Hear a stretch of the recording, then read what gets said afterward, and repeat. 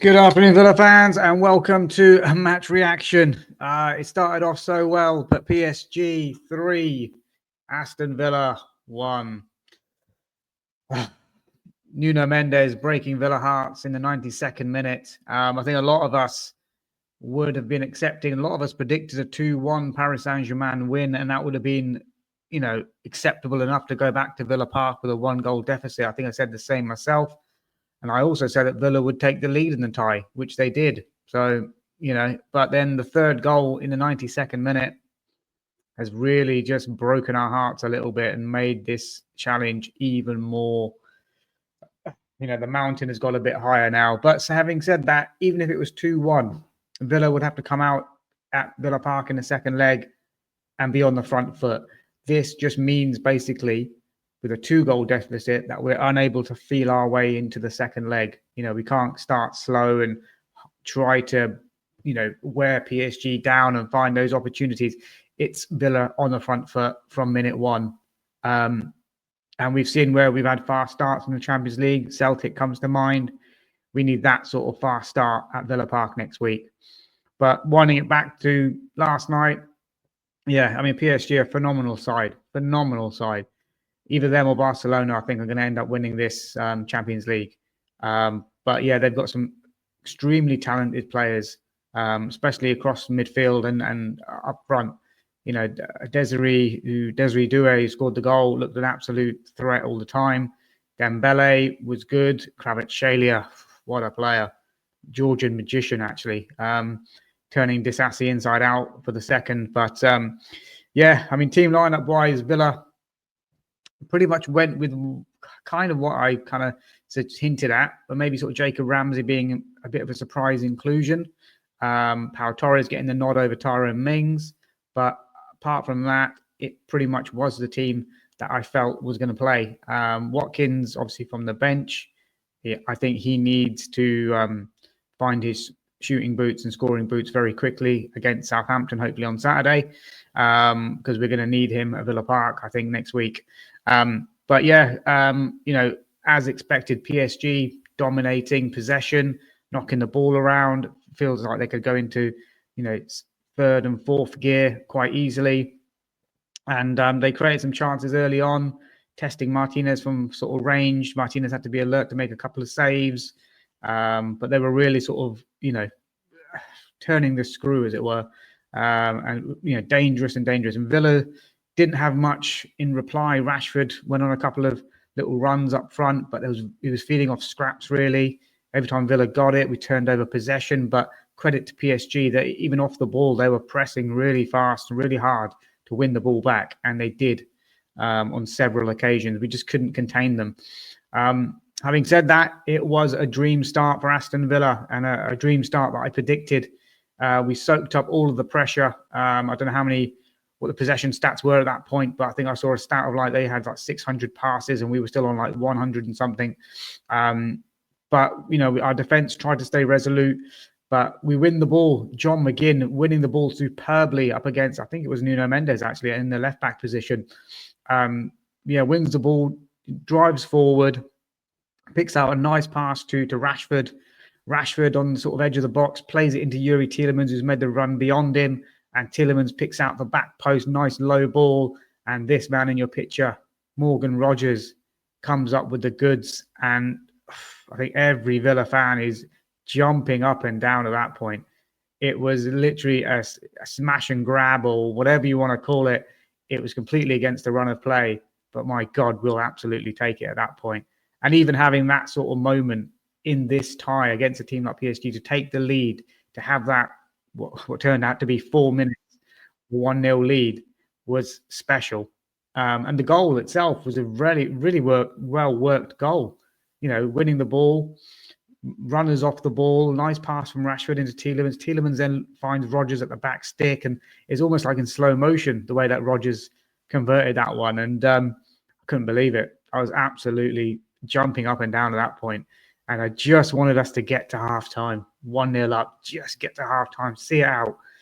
But then PSG, 4 minutes later, Desiree Doué picks up the ball on the left-hand side, cuts inside. I think it was Morgan Rogers, actually, who, didn't kind of get close enough to him, nudges him a little bit so he's off balance. But then when he's off balance, he manages to produce a shot that almost sort of scoops it or pokes the ball towards goal. I don't think it was, properly with the side foot, but it manages to basically hit the underside of the bar and beat Martinez, who's just watching it fly into the corner. And that's 1-1. And obviously, you have to say, a well-deserved equaliser for PSG. But I just felt if we got to half-time at 1-0 up, Unai could have thought of a different plan.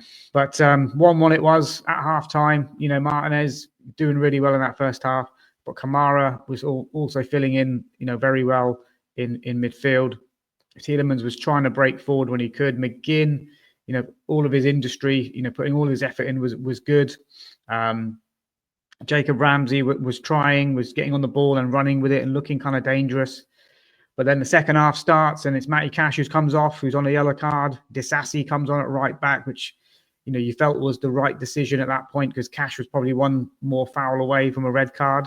I think he'd sort of had 4 fouls before his yellow and sort of picked it up.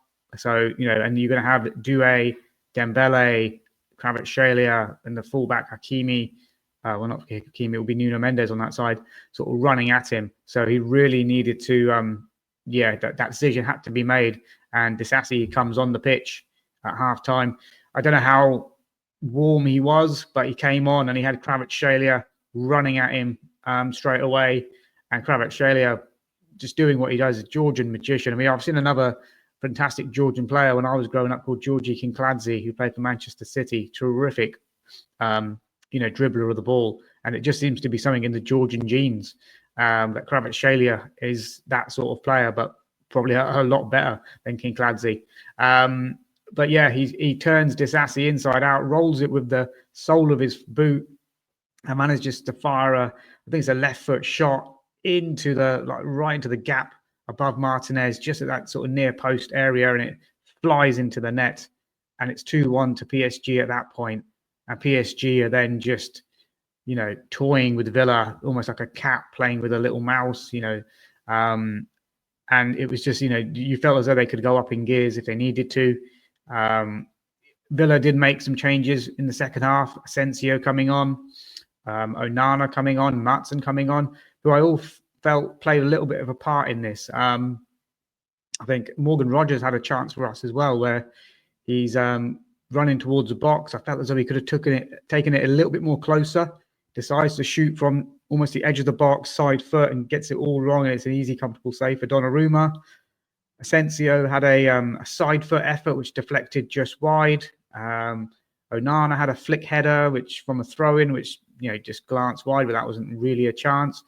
But, PSG, let's not get it wrong, were dominant. The passing, the movement, they're just so difficult to keep a hold of because they've got runners, whether it be the front players or you've got Hakimi, who also had a goal disallowed, rightly for offside, but nice little nutmeg finish through Martinez's legs. And it's 2-1. And, in the 89th minute of 2-1, I think Villa would have everyone, from a Villa fan point of view, would have been content taking it back to Villa Park at 2-1. But then the ball breaks in midfield, and I think it's Dembele who picks out Nuno Mendes, who's made an inverted run from left back, and all of a sudden finds himself kind of one against Martinez. You think he's going to pull the trigger on his favoured left foot, but he sort of cuts back inside at Konsa, and Martinez and Konsa are both sort of committed, and then he just sort of wraps his right foot around the ball and puts it into an unguarded net, really. And that makes it 3-1 to PSG and gives Villa a mountain to climb. We've seen this mountain before in previous years. Well, maybe not at the same sort of level as PSG, but we've seen it against Tranmere back in the 90s when we were 3-1 down from the first half and managed to claw it back. I think we were 3-1 down to Atletico Madrid all those years ago and almost managed to claw it back. And just, I think, went out on away goals or something like that in the late 90s. But yeah, this is a different beast. PSG are a different side to those two that I've just mentioned. They very comfortably could go on to win the competition. I felt as though, they've got all the tools there, all the players there to do it. I think Barcelona won 4-0 against Dortmund as well, which puts them in a huge, massive driving seat. Obviously, Arsenal beating Real Madrid probably got 1 foot in the semi-final as well. And you could say PSG have 1 foot in the semi-final. So that's sort of 3 teams. Inter lead Bayern Munich and go back to San Siro as well. So, you would probably say that Inter are the favourites there to progress, given their really good defensive record as well that they've got. So it looks like Inter, Arsenal, Barcelona, and PSG. Having said that, we now have got to go to Villa Park on Tuesday. First of all, the crowd has to make it an intimidating atmosphere, get the tifos out, get the fireworks out, everything. Do you know what I mean? Wherever you can, sing your heart out. We need a fast start. We need to start like we did against Celtic. Because now we don't need just 1 goal, we need 2. So even if we were 2-1 down, as I said, we would still need to go out and win the game. We just need to win the game now by 2 goals. So we need a fast start. We need, we can't just feel our way into the game, edge our way into the game, like we might have done at sort of 2-1 down, where we've got a bit more time to find a goal and level up the tie. We now need 2. So we have to have a fast start. We've almost got to overcommit a little bit. This low block that we had in the first leg, we've got to be brave. We've got to be bold. It wouldn't surprise me to see, an attacking lineup for this game, throwing in Rashford from the left, Asensio in the 10, Rodgers on the right, and Watkins up front. But Watkins needs to get his scoring boots on against Southampton at the weekend, because we need to see more from him. But yeah, I wouldn't be surprised to see that. I'm not saying we should throw everything at it. I think, this is not a game for sort of Ian Martin to come on. Well, maybe it is. Maybe it is, perhaps. You did really well against Brighton as an attacking player. Do we just throw everything at it at Villa Park? And if we lose, we lose. We're losing the game anyway. So what have we got to lose? So it'll be interesting to see what team selection Unai goes with. It'll be interesting to see what the Southampton team lineup is. Is he going to have one eye on Tuesday and rest quite a few players for Southampton? I think that'll be quite telling as well. So whoever's missing from the Southampton game, which I think there will be a few, but having said that, we still need to concentrate on the league. It's been confirmed now that 5th place will get Champions League. So all of a sudden now, we're not just fighting out for 4th. We can get 5th and still get Champions League. So that carrot is still there. So we need to make sure that we are picking up 3 points against Southampton. No messing around. But we need a strong enough side to compete on Tuesday as well. So if there are any weary legs, then you need to rest that. And we've got the squad to deal with it now. So, looking at Southampton just briefly, I wouldn't be surprised. I'm not saying chucking Robin Olsen, but, Emi Martinez in goal probably. We'll probably go with Andres Garcia at right back. We'll probably go with Martin at left back. Centre back wise, it could be Disasi and Mings, something like that. Again, we might see a similar lineup to what we did against Forest. Onana's probably in line with a starting place here. We saw Barkley on the bench for the first time in ages. Bogard was on the bench, but not had an opportunity recently. Don't know how far Leon Bailey is back to coming to the team. We've still got Jacob Ramsey. Not sure what that knock was like, because he went down, didn't he? And then he came off. So not sure if he's going to be ready for Saturday. But we've got the squad to deal with it. Daniel Marlon, obviously 2 in his last 2. He deserves a start, probably on that right-hand side. And then up front, I think we need Ollie Watkins to start against Southampton, because we need him to come into the PSG game with at least a goal or 2 underneath his belt to get that confidence back up. There were some criticisms on TalkSport from Rashford's work rate. I didn't really see that too much. They said that he could have pressed more. He could have done a little bit more off the ball. I like Rashford, obviously, but I prefer him from the left as well. But yeah, I didn't see too much in terms of lack of work rate. I just think we were outdone by a really good, strong PSG team, who probably are one of the best teams in Europe. But look how far we've come, guys. I mean, again, I saw a post 6 years ago. We were facing up against Rotherham. All of a sudden, now we're in the quarterfinal of a Champions League and still in the tie. They haven't smashed us 4-0. They haven't beaten us by 3 goals. It's 2 goals, and yes, it's a big, big task. But something tells me that we can do it at Villa Park. I've got a feeling we could beat them at Villa Park, but will we beat them by enough to go through? Would it be like a 2-1 win, but then that sees PSG through? It could be something like that. But I'm hoping, as long as we start the game fast, like we did against Celtic, let's not let them dictate the tempo, because obviously that's what they did in Paris last night. They picked, the moments that they wanted to attack and accelerate. We can't allow them to do that. So it's going to be a really tough second leg. But I'm really proud of what Villa have done, especially over the years, thinking back sort of 5-6 years ago, where we were to where we are now. And we're competing at the top table. And now we've got 5th place as a Champions League place. I want to see us get that. In terms of my sort of man of the match for the game last night, you could say Emi Martinez for making save after save. I thought Morgan Rogers was really good when he had the ball and used the ball quite well. McGinn did well in the set up to the goal. So I think it's probably out of those 3. But if you're asking me for one, I'm probably going to go with Morgan Rogers from a Villa point of view. But obviously Kvaratskhelia, probably the best player in the park overall.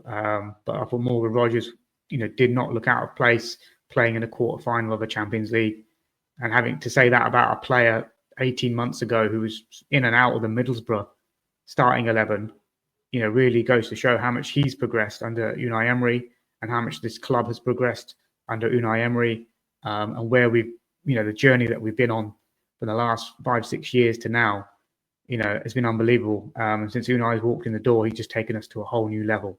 So whatever the season holds, whatever, I'm still proud of what this Villa team have achieved in relatively a short space of time under the Unai Emery.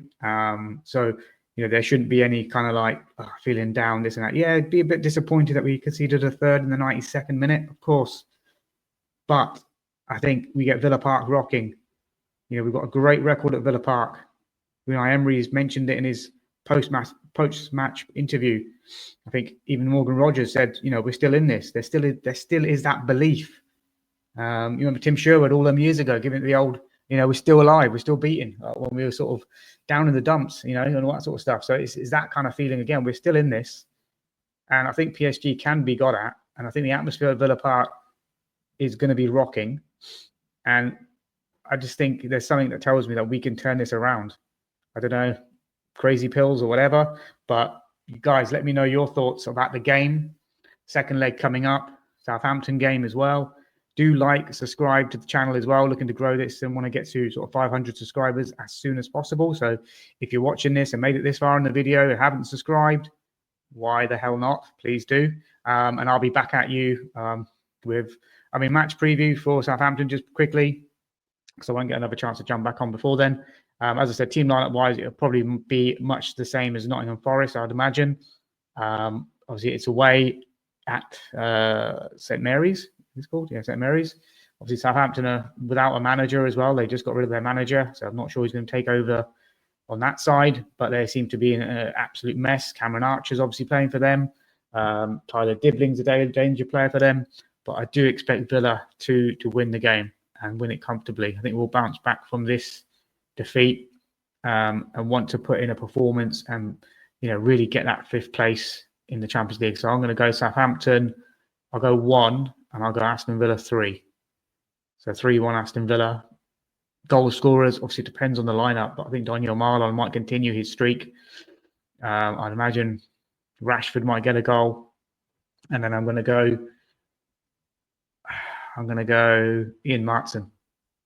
So Martson, Marlon, and Rashford to get the 3 goals for Villa. Let me know your score predictions. Do do follow, do subscribe. Up the mighty Villa. We can still do this. Enjoy the rest of your days. Bye-bye.